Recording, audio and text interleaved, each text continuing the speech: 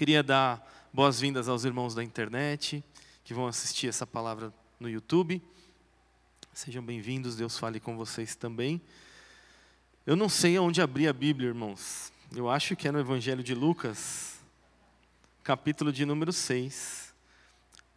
Nós vamos, acredito eu que mais duas mensagens desta série ainda, no capítulo 6. O capítulo 6 é um capítulo muito importante para a nossa jornada, no conhecimento de Lucas, porque é o sermão da planície, né? Como nós vimos no domingo passado, nós estamos estudando o sermão da planície. Tem o sermão da montanha de Mateus, em Lucas é o sermão quando Jesus desce ali a uma planície, e Lucas reúne os principais assuntos aqui. Durante todo o livro de Lucas você vai ver pontos focais desse ensino, principalmente do Evangelho de Mateus, em alguns outros lugares, mas a grande reunião dos ensinos está no capítulo 6. Eu não sei mais dizer aos irmãos, mas eu estou com meu coração profundamente grato de poder compartilhar essa palavra, porque eu acredito profundamente no que eu vou ministrar aqui hoje para vocês nessa noite. Eu acredito que compreender realmente bem essas palavras é, de fato, o grande diferencial dos discípulos de Jesus, de qualquer outra ideia evangélica que nós podemos ter de um Jesus como alguém que impõe o seu ensino e a sua religião. Eu acredito que compreender as palavras que estão nesses versos nos torna verdadeiros filhos de Deus. Observar as palavras desse texto nos faz, de fato, viver a vida que Deus deseja que vivamos. Então eu estou muito, com um temor muito grande no meu coração, ao mesmo tempo feliz, alegre, de poder falar o que nós vamos falar hoje.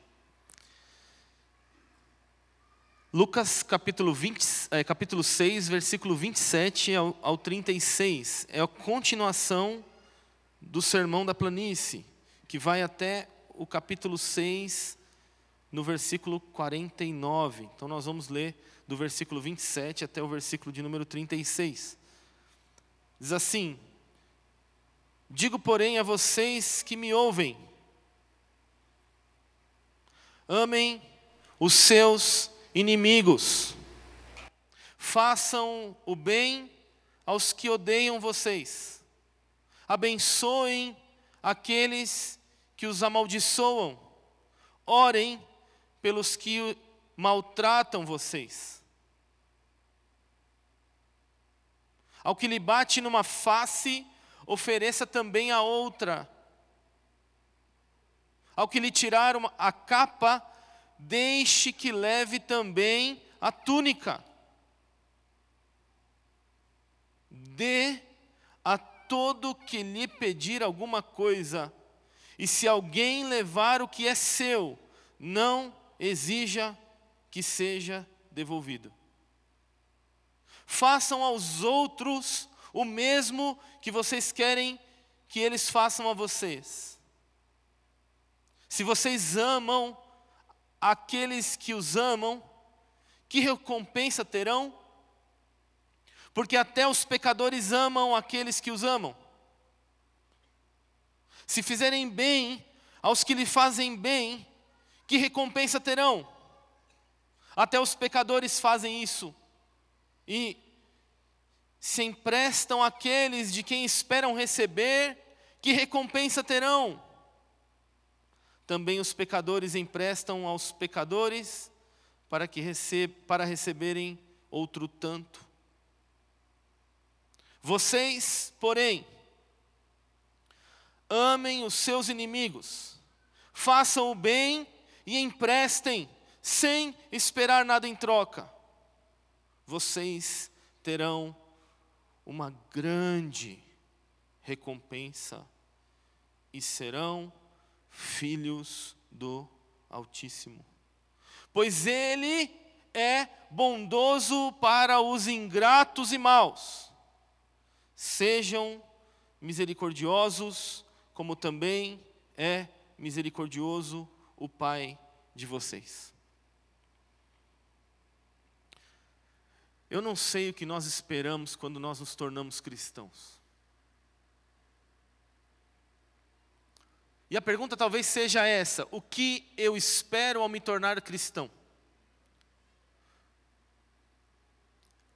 Eu não sei o que nós esperamos ao vir aqui aos domingos, ouvir um sermão. Talvez essa seja uma pergunta de um ponto de partida muito bom. O que eu espero ao vir aqui ouvir uma mensagem de domingo?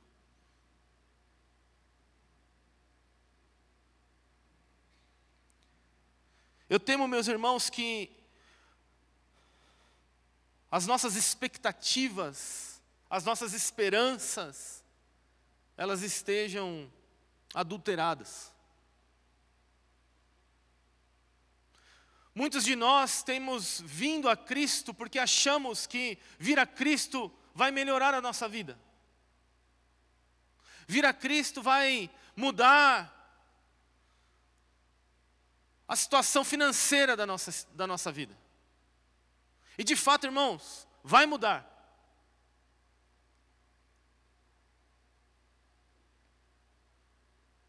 Mas a troco do quê? Com que motivação nós buscamos a palavra de Deus e com que motivação nós viemos aqui domingo após domingo para aprender os ensinamentos do nosso Jesus?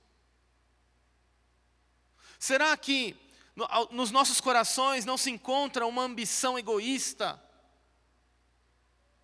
que se preocupa apenas com aquilo que nós podemos receber ao nos aproximarmos de Cristo? Nos últimos anos, meus irmãos, ser um cristão evangélico no nosso país passou a ser sinônimo de influência. Influência financeira, influência de negócios, influência de ganhos, influência de amizades, influências de importância, influências de propósito, influência de significado. O que nós buscamos, meus irmãos, em Jesus, ao nos aproximarmos da igreja? Eu me lembro que quando nós começamos a Igreja Livres, lá atrás, nós tínhamos mais celulares levantados do que mãos levantadas. Eu faço questão de ficar lá atrás e fico observando. E graças a Deus isso foi diminuindo. Nós viemos aqui porque é um ambiente agradável, tem ar-condicionado, tem um bom louvor, uma boa mensagem. Nosso pastor é famoso.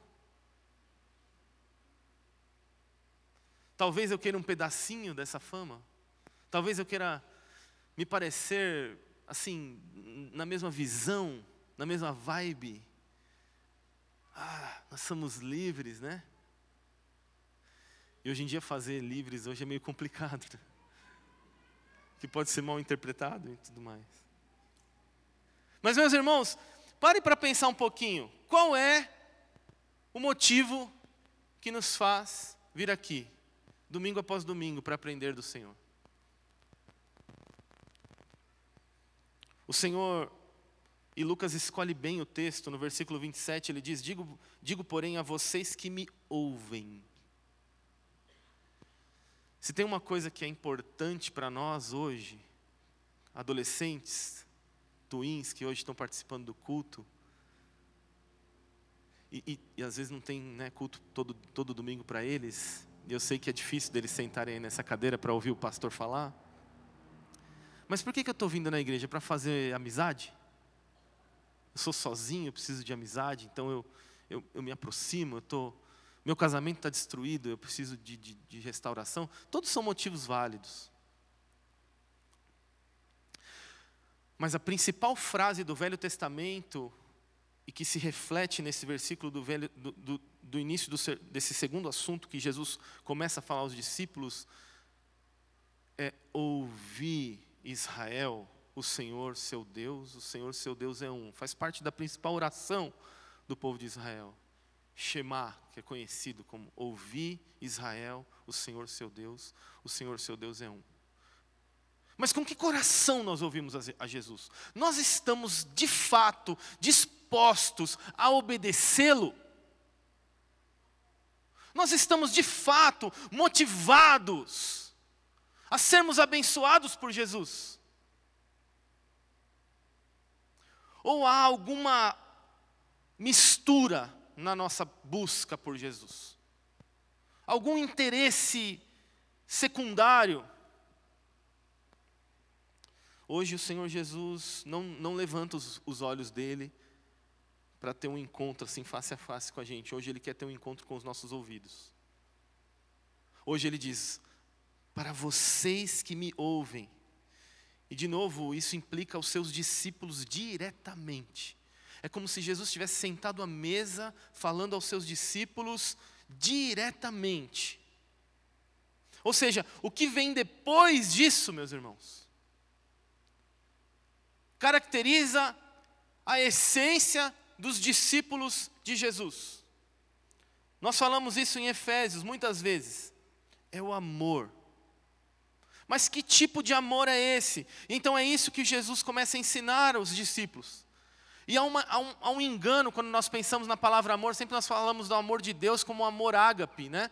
Nós temos esse conhecimento e de fato ágape é o verbo utilizado por Jesus aqui. Mas é muito importante nós compreendermos que muitas vezes nós nos apegamos a esse tipo de formalidade literária da Bíblia e perdemos a compreensão daquilo que é mais central, que é o que isso significa. Não, amor ágape é o amor de Deus, certo? O apóstolo Paulo também usa a palavra ágape para dizer que alguém amou o mundo. É o mesmo. Ele está usando o ágape para mostrar que é um amor extremo, mas vale dizer aqui que muitos estudiosos disseram sobre esse texto que Jesus usou, e principalmente Lucas, que Lucas usa esse ágape principalmente por conta de Paulo, quando Paulo fala que o amor é obedecer à lei. Então, os estudiosos dizem que está muito ligado a essa ideia de que Lucas ele quer enfatizar que a principal essência da atitude dos discípulos é esse amor ágape. E, na verdade, essa palavra não tinha o significado que tem para nós hoje. Mas ela foi, por causa dos discípulos de Jesus, porque Jesus usou essa palavra, ela foi adquirindo esse significado. Ou seja, é mais importante o que significa do que a palavra propriamente dita em si. Porque ela era usada para muitas funções do amor no grego da época. E por que eu estou dizendo isso? Porque eu não sei vocês, mas quando a gente se converte, o Senhor converte o nosso coração, a gente se entope de muitas coisas que de fato não são a realidade da Escritura do Senhor, e a gente acaba, não, amor ágape é o amor de Deus. É de fato, mas ele só se tornou ágape como amor de Deus porque os discípulos de Jesus deram esse significado a essa palavra que Jesus usou.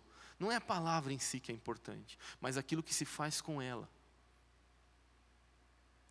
E de fato, ágape foi utilizado aqui quando Jesus ele diz: amem os seus inimigos, façam bem aos que odeiam vocês. Abençoem aqueles que os amaldiçoam, orem pelos que maltratam vocês. Outra coisa interessante nesse texto é que isso é uma só frase. Não tem ponto. É uma só frase, não tem parágrafo.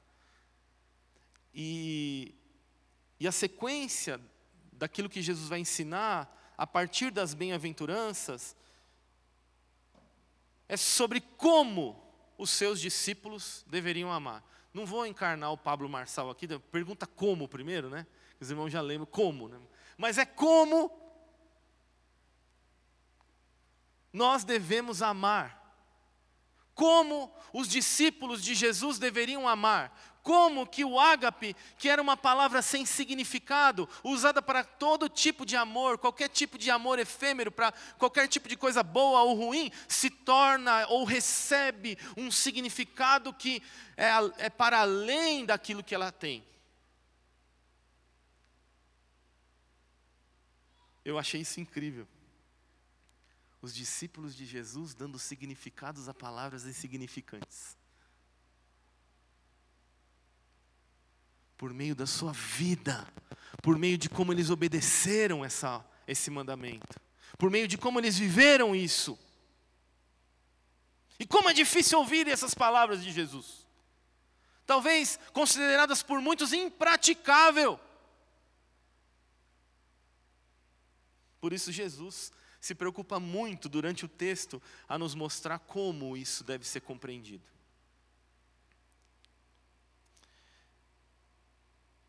E infelizmente, meus irmãos, não existe um mas para esse mandamento de Jesus.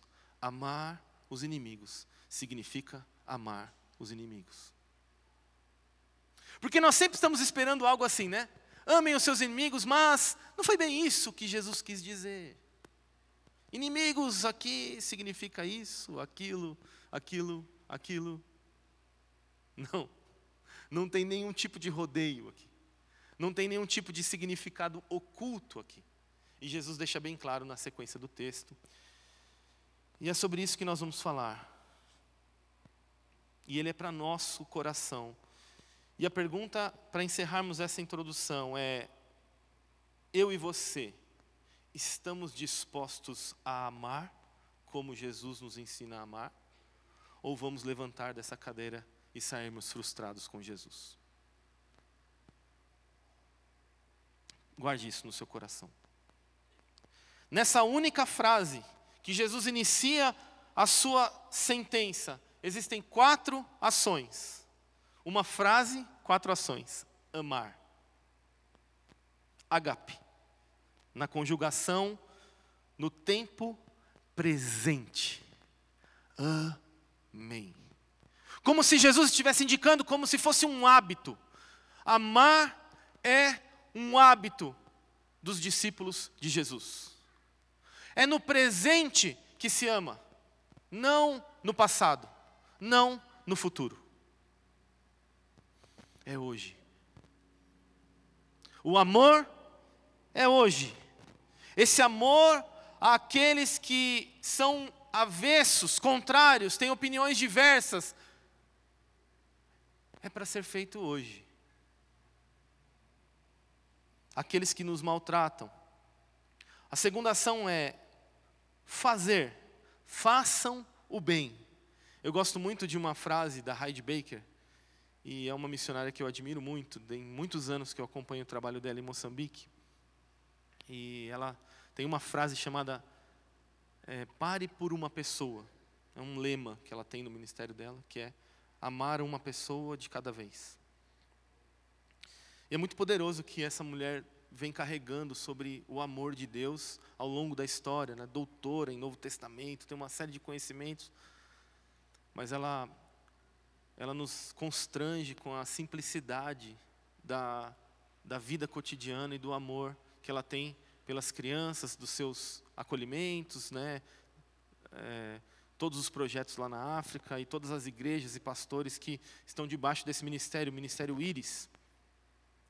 E eu tenho um apreço, uma admiração muito grande, embora tenha algumas diferenças teológicas gritantes com a doutora Heidi. Eu a reconheço e a considero muito, porque isso não tem a ver, uma coisa não tem a ver com a outra. E ela sempre diz que, e uma das coisas que mais eu aprendi com amor, e que é seguida dessa ação, no texto de Jesus, é que ela sempre diz essa frase: o amor se parece com alguma coisa. O amor se parece com alguma coisa. O amor é água aos sedentos, é esperança aos aflitos, é o abraço ao oprimido, é pão ao faminto, é socorro ao desesperado. O amor se parece com alguma coisa. Aqueles que dizem amar, mas não fazem absolutamente nada de concreto, aqueles que dizem ser amados, estão em mentira profunda diante de Deus. Faze o bem aos que odeiam vocês. Segunda ação, fazer algo, amar os que não te amam, os que te ofendem, fazer o bem aos que odeiam vocês, fazer algo por eles. Terceiro, abençoar, abençoem aqueles que os amaldiçoam.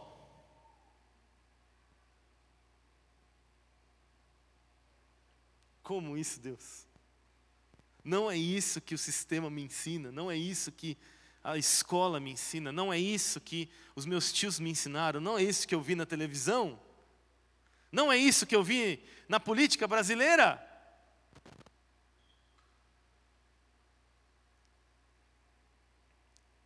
Abençoem os que amaldiçoam, abençoar. Meus irmãos, essa é uma ação do amor aos inimigos, essa é uma ação do amor dos discípulos. Eu sinto que nós perdemos essa capacidade.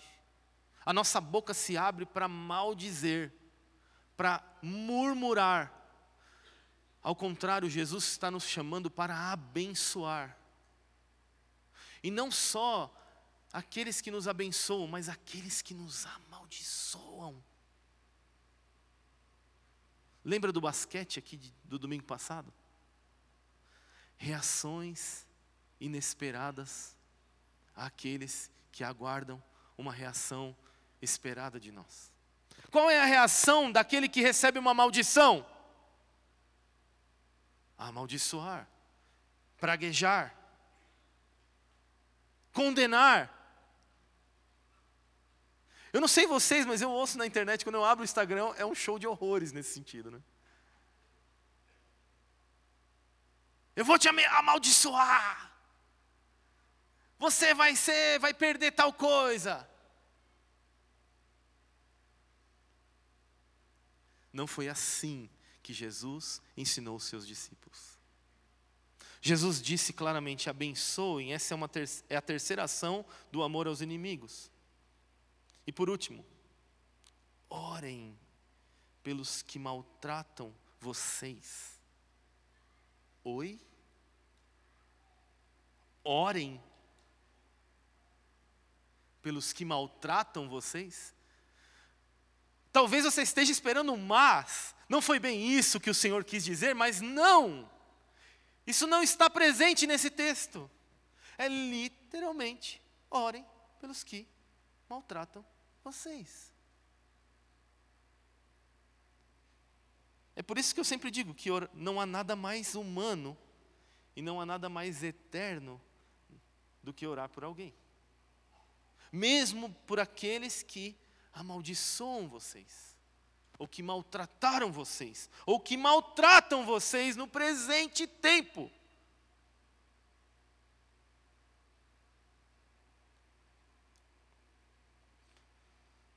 Eu não sei se a gente vai conseguir isso, irmãos. Confesso aos irmãos que me senti muito humilhado por essa palavra.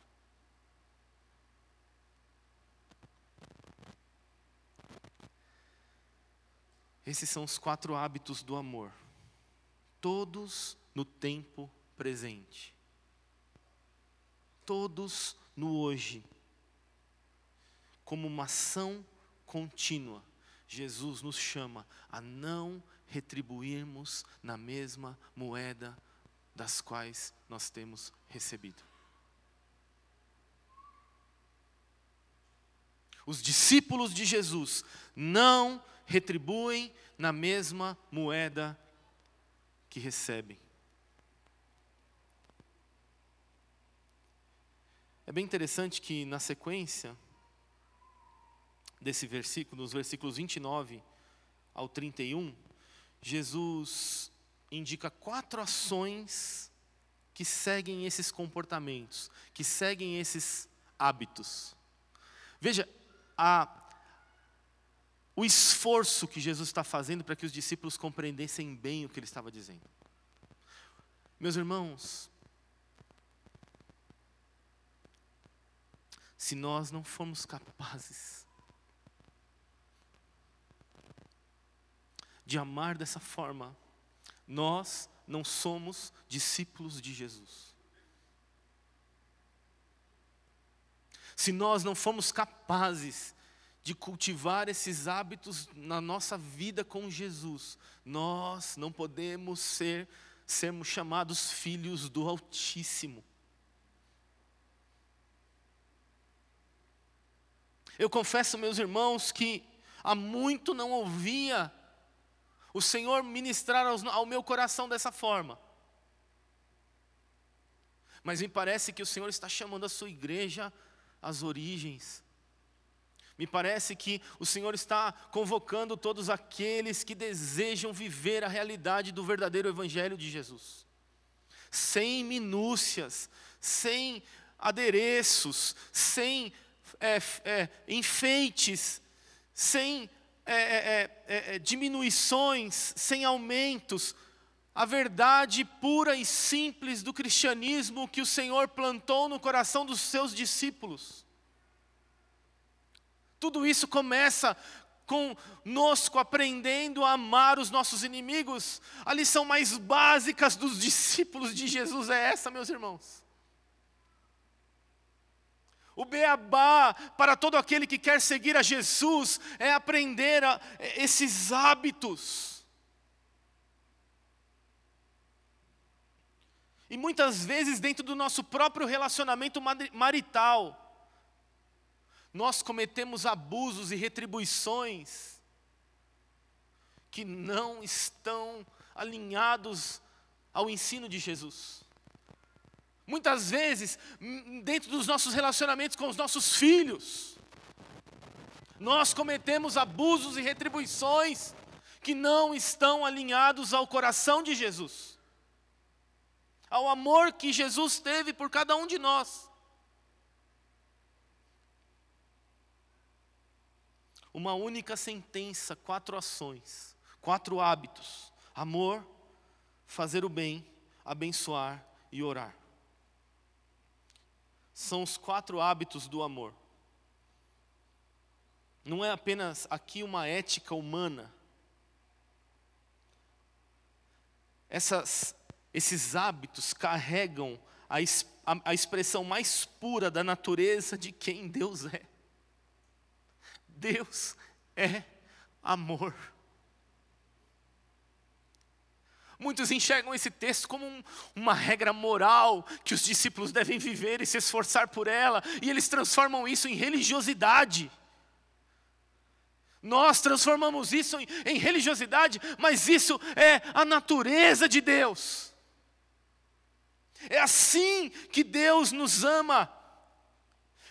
Esse Deus cujo governo manifesto e soberano deste mundo, nada pode se comparar ao poder deste amor de Deus.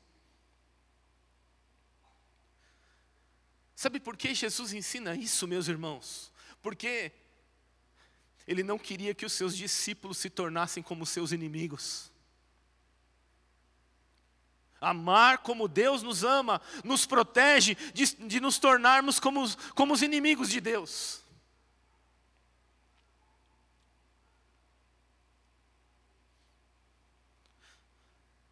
Mas também para liberar os inimigos de Deus da prisão, do ódio deles mesmos.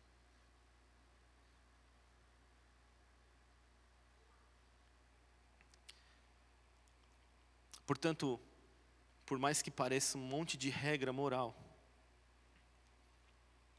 elas dependem da natureza de Deus para serem vividas na vida dos discípulos. Elas dependiam da vida de Jesus para serem vividas na vida do discípulo. Quando Jesus ensina isso, Ele está dizendo: olhe para mim, sigam os meus passos.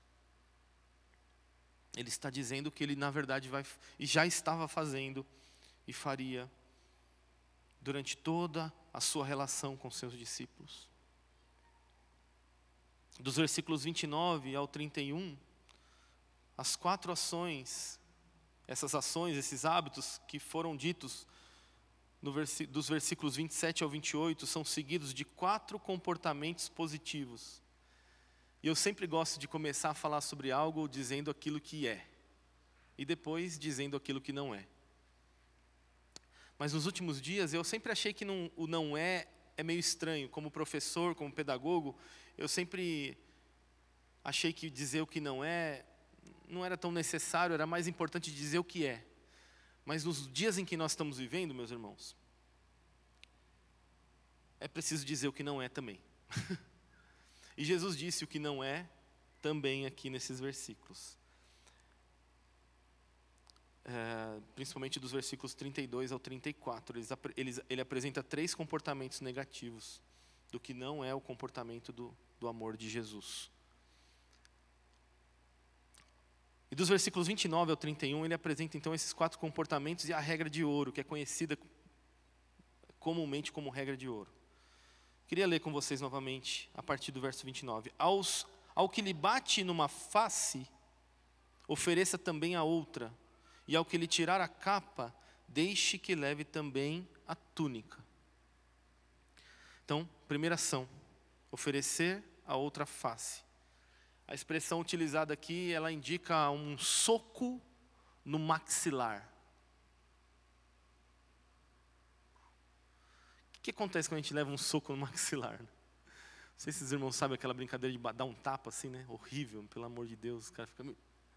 Aí cai duro assim, né? Mas a ideia aqui, na verdade, é exatamente a mesma em todas essas ações. Esses comportamentos positivos. Ele diz, ofereça a outra face. E de novo, de fato, na verdade não é... Para muitos aqui poderia parecer um estímulo à continuidade da violência.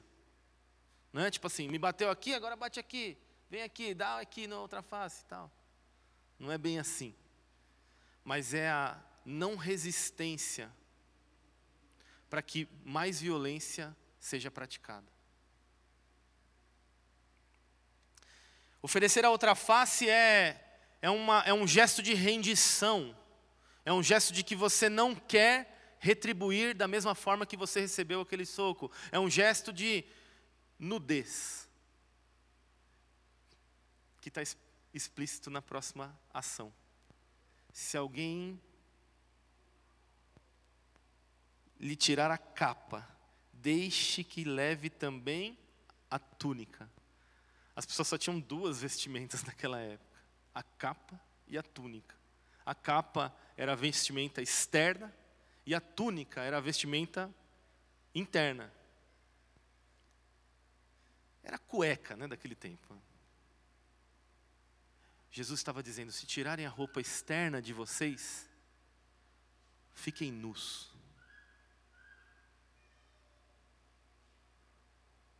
Entregue também a interna. Essa atitude indica especificamente o que seguem as outras 2 ações. Dê a todo aquele que lhe pedir algo.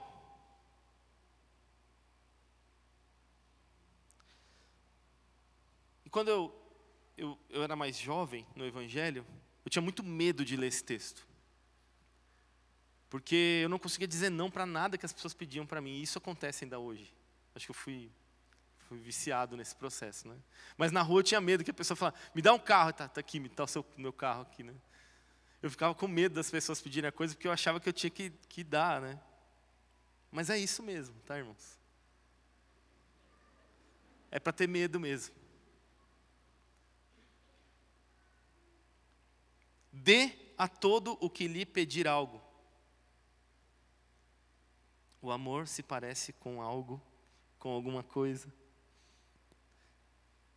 Se levarem algo de vocês, não exija que lhe devolvam. Ambas as expressões, elas têm um único objetivo. Jesus queria que os seus discípulos, diante das ofensas e diante das provocações e diante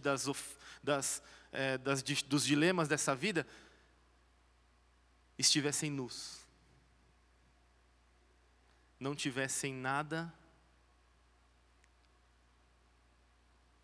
não exigissem nada, estivessem completamente neutros, nus, despidos diante daquilo, não tivessem nada para contrapor, para devolver.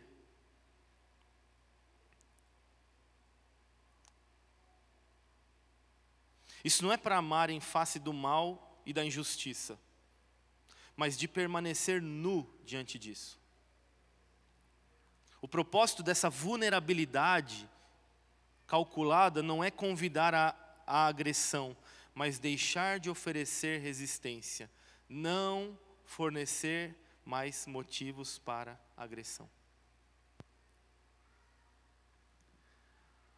O que o Senhor estava ensinando os seus discípulos com 4 formas positivas de como manifestar amor aos seus inimigos era de estarem despidos diante dos seus violentadores. Se não foi isso que o Senhor fez na cruz.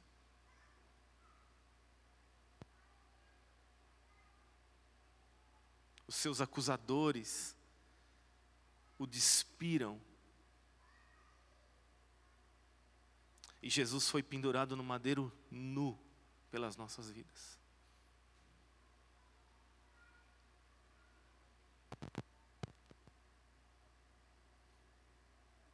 Ele está dizendo aos seus discípulos para que eles não ofereçam resistência às maldades e às injustiças, mas ao contrário, façam bem àqueles que os amaldiçoam. Se não foi isso que o Senhor fez na cruz, quando foi amaldiçoado e zombado, estendeu perdão e amor àqueles que diante dele ridicularizavam a sua nudez. Pai, perdoa-lhes, porque eles não sabem o que fazem.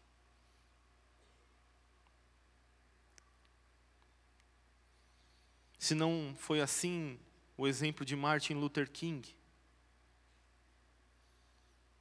sendo maltratado diante de rede nacional e sendo pisoteado, preso pela luta dos direitos civis, e foi exatamente essa postura de nudez, de inércia perante as injustiças, no sentido de não responder com a mesma moeda, que provocou o ganho de muitos direitos civis americanos.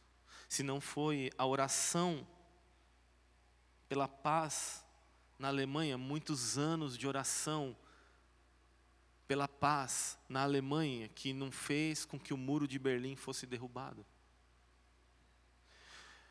A lógica da batalha e da guerra dos discípulos de Jesus não é a mesma lógica deste mundo. Nós vencemos as nossas batalhas nus, despidos de qualquer direito, despidos de qualquer opinião, despidos de qualquer violência, despidos de qualquer maldição que nós justificadamente poderíamos fazer.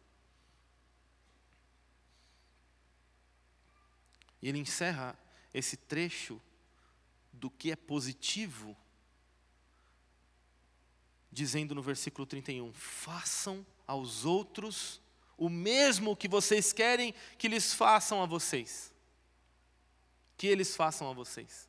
E aqui a regra de ouro contrapôs todo tipo de filosofia da época. Porque qual que eram as máximas da época? Não façam aos outros o que não querem que vos façam. E talvez tenhamos ensinado os nossos filhos a isso. Filho, não faz isso porque você não quer que o seu amiguinho faça isso com você, não é? Talvez seja assim que nos ensinaram na igreja. Cristãos, não façam aos outros o que vocês não querem que façam a vocês. E aí o nosso entendimento do amor de Jesus aos inimigos passa a ter uma conotação negativa. Mas aqui Jesus destrói o argumento, dizendo que os discípulos de Jesus não teriam desculpas, porque eles deveriam fazer aos outros o que eles gostariam que fizessem a eles. Não como uma lógica negativista de abstinência de coisas, mas dizendo para você, você precisa fazer algo.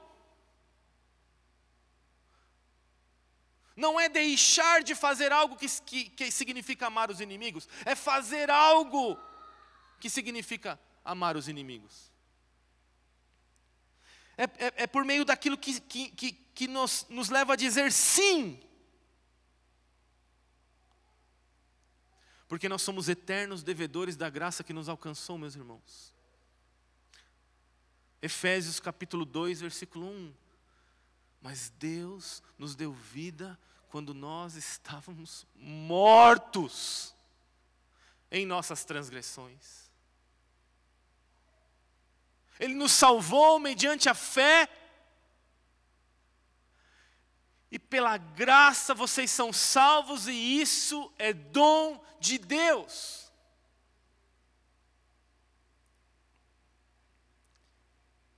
Um discípulo de Jesus é eternamente devedor a essa graça que lhe alcançou o coração. A graça de estarmos mortos, sem Deus no mundo, com a nossa vida desligada das promessas de Deus, do porvir, da restauração de todas as coisas, da salvação bendita no nome de Jesus que veio para os seus. E Deus estende essa misericórdia a toda língua, povo, raça e nação. Estávamos condenados ao inferno, meus irmãos. Vivíamos uma vida desgraçada. E o Senhor nos colocou a esperança que faz com que nós conjuguemos o verbo esperançar. Não apenas que nós esperemos algo acontecer, mas que nos faz dia a dia conjugar esse verbo. Porque Ele vive, eu posso crer no amanhã. Porque Ele vive, temor não há.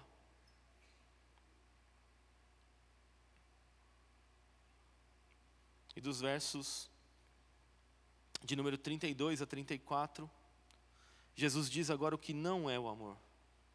O que é o amor? Oferecer a outra face diante do soco no maxilar. Se tirarem a sua túnica, deem também a sua capa. Fique nu. Deem a todo aquele que lhe pedir algo. E se levarem algo, não exija de volta. Jesus tira todos os direitos dos seus discípulos.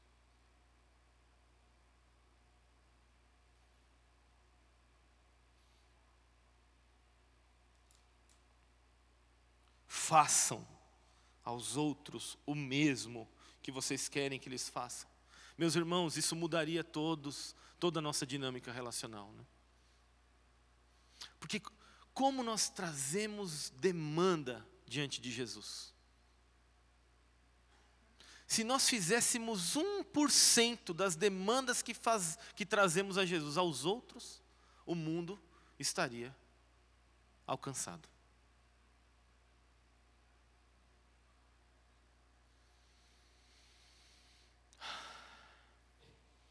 Mas eu tenho direitos, eu tenho necessidades, eu tenho carências.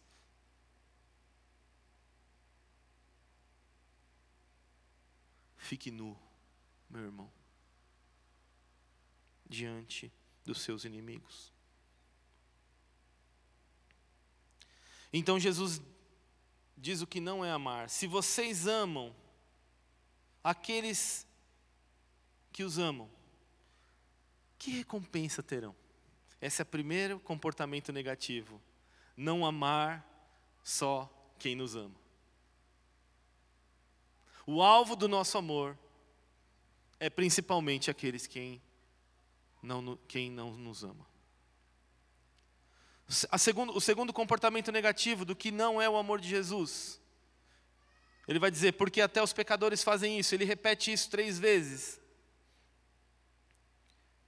E essa palavra pecadores aqui é como aqueles gentios que não conheciam a Jesus, que não conheciam a palavra de Deus, que não conheciam o discipulado de Jesus. Os publicanos, os pecadores, eram conhecidos assim, como aqueles que estão totalmente desligados das promessas de Deus. Quer dizer, se nós amamos só aqueles que nos amam, nos tornamos tão dignos deste título como eles. Porque é assim que os pagãos pensam. Porque não tem Deus no mundo, não tem esperança. Então tudo se torna uma relação de interesse. Tudo, absolutamente tudo. Uma oração, uma ligação, uma influência. Será que vamos viver dias em que vamos fazer coisas para os outros, independente se os outros estão fazendo por nós? Independente das visualizações, ou dos likes, ou das curtidas que teremos no Instagram? Será que um dia vamos amar aqueles que não nos amam?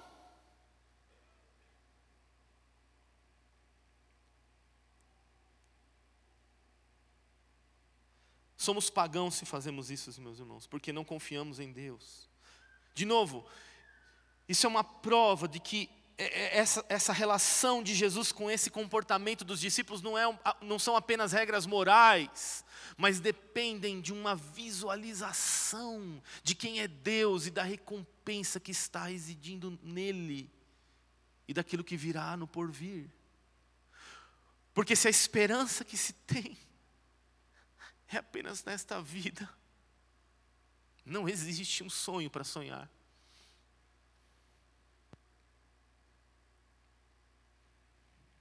Mas nós poderíamos dizer, talvez como Martin Luther King, não pelos direitos civis americanos, mas eu tenho um sonho.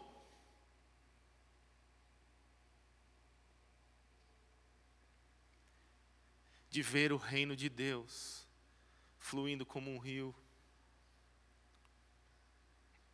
no meio do seu povo. Ele continua dizendo, se vocês fizerem o bem, versículo 33, aos que lhes fazem o bem, que recompensa terão? E de novo, ele nos mostra, ele nos dirige a olharmos para a recompensa, meus irmãos. Até os pecadores fazem isso. E por último, o mais difícil. Se emprestam àqueles que esperam receber, que recompensa terão? Por isso não empresta dinheiro para os irmãos. Porque se ele não devolver, você vai ter que perdoar o irmão. Então melhor não fazer, né? Mas Jesus quer aprofundar mais essa relação. Ele está dizendo o seguinte: eu faço isso porque eu tenho interesse aqui nessa relação. De novo, o que está em voga em todos esses comportamentos? A dependência da reciprocidade. Meus irmãos, eu acho que isso é o câncer da igreja brasileira. Nós fazemos porque queremos cargos, títulos, posições, honrarias. Nós fazemos porque esperamos sermos colocados. Nós fazemos porque aquelas pessoas ali podem nos colocar em determinados lugares. Olha, isso é realmente muito importante, é verdade. Esse lugar é realmente almejado. O céu e a cidade celestial já não são mais importantes para nós. Porque essa terra se tornou muito mais viva, muito mais chamativa, muito mais bonita.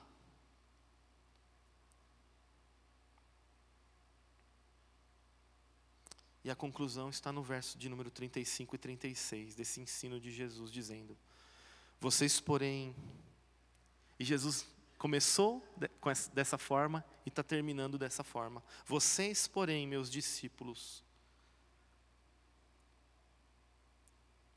amem os seus inimigos.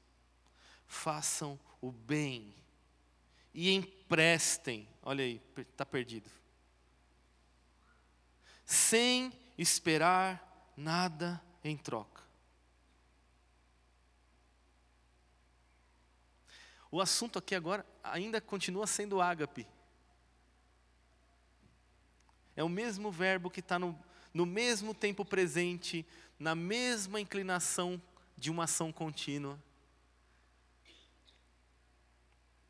Mas agora, ele nos apresenta uma recompensa. Grande. Vocês terão grande recompensa. E serão filhos do Altíssimo.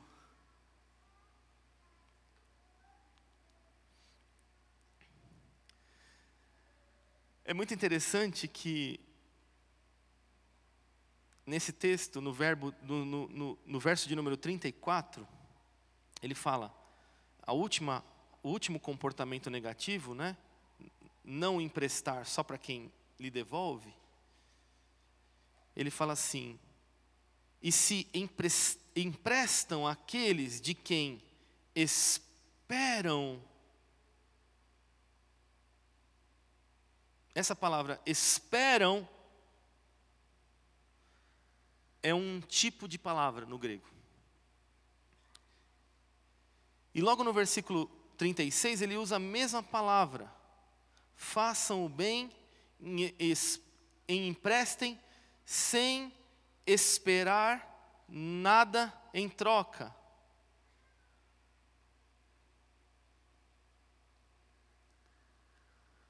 Para você ganhar a esperança do verbo esperançar, e não apenas do verbo esperar, de expectativa, você precisa aprender essa lição, eu preciso aprender essa lição. A esperança que está no verbo, no versículo 35, ela aponta para esperar de expectativa. Que não tem expectativa de esperar nada em troca. Mas a esperança que está no verso de número 35, ela é outra palavra no grego, que significa perder a esperança de.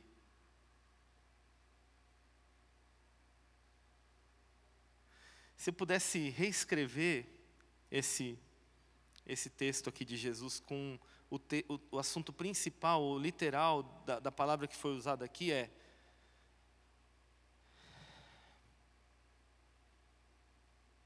amem os seus inimigos e façam o bem a eles, e emprestem a eles, sem nunca perder a esperança.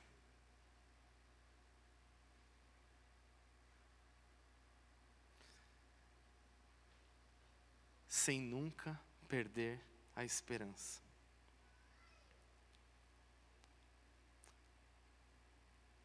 Quando os discípulos não recebem a retribuição igual, na medida,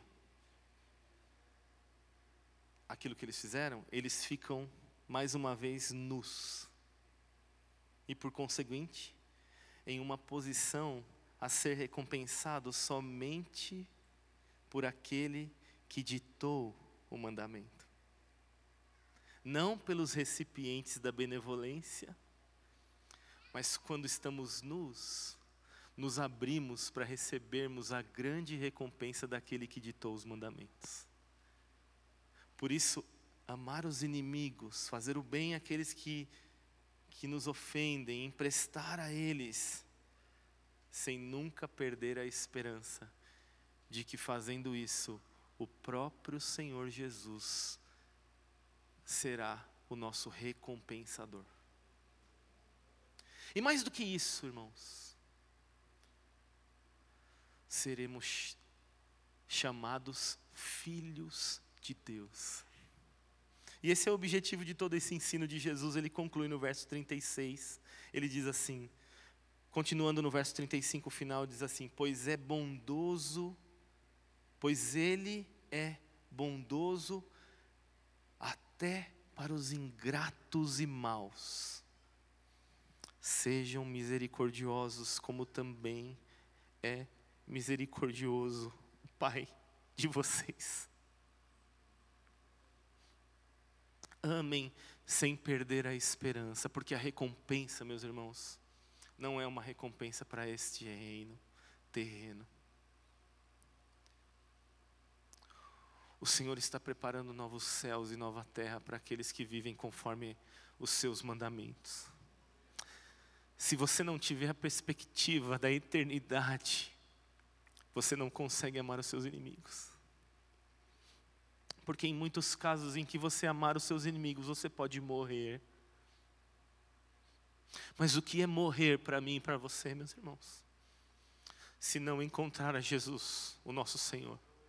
O que é morrer para mim e para você, se não estar nos braços daquele que nos amou com todas as suas forças, de todo o seu entendimento, e numa cruz se entregou por mim e por você.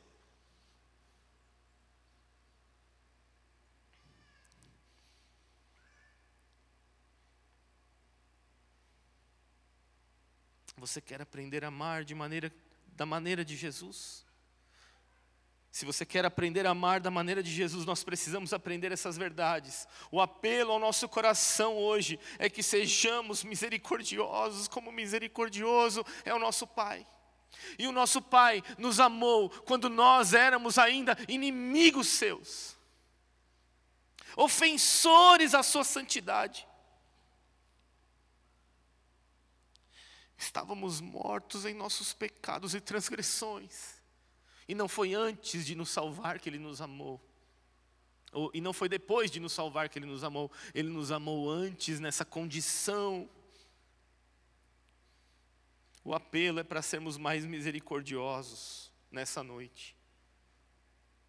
O apelo é para amarmos da mesma maneira que Ele nos amou. Amem os seus inimigos, sem perder a esperança de que, estando nus diante de todas as situações, é o próprio Senhor que nos recompensa. E esses comportamentos negativos é quase que uma mudança no nosso próprio caráter. Ele nos transforma em seus filhos, como uma ação de dentro para fora, transformando a essência do nosso ser. Então eu queria que você fechasse os seus olhos nessa noite. Queria convidar você a pensar em situações que você não agiu com misericórdia. E você pudesse ter um tempo diante de Deus e se arrepender diante de Deus. Quando você foi explosivo, quando você foi maldoso, quando você foi algo que não expressa esse amor de Deus àqueles que nos ofendem. E você perdeu a esperança que a nossa verdadeira recompensa vem diretamente do nosso Senhor e não por nada desse mundo. E o convite à igreja nessa noite é que nós nos tornemos mais misericordiosos e bondosos.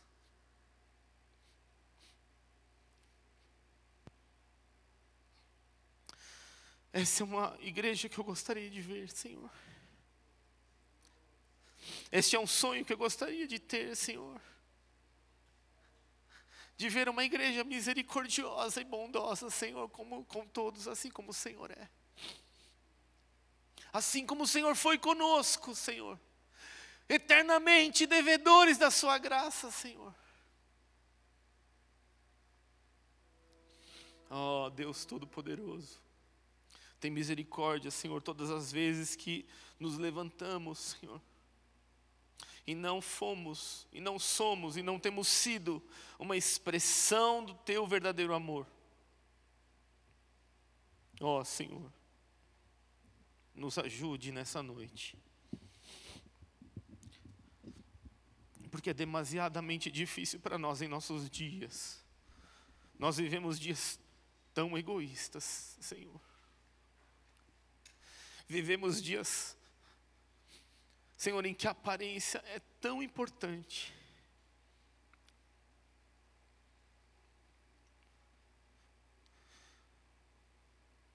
sonda os nossos corações nessa noite. Nós queremos nos parecer mais com o nosso Pai. O meu apelo a você nessa noite é que você faça essa oração. Eu desejo me parecer mais com Jesus. Eu desejo me parecer mais com o Pai. Bondade e misericórdia nos alcançaram, meus irmãos. Quando nós éramos seus inimigos, e o convite de Jesus aos seus discípulos é que sejamos também amantes nus, não dependentes da reciprocidade.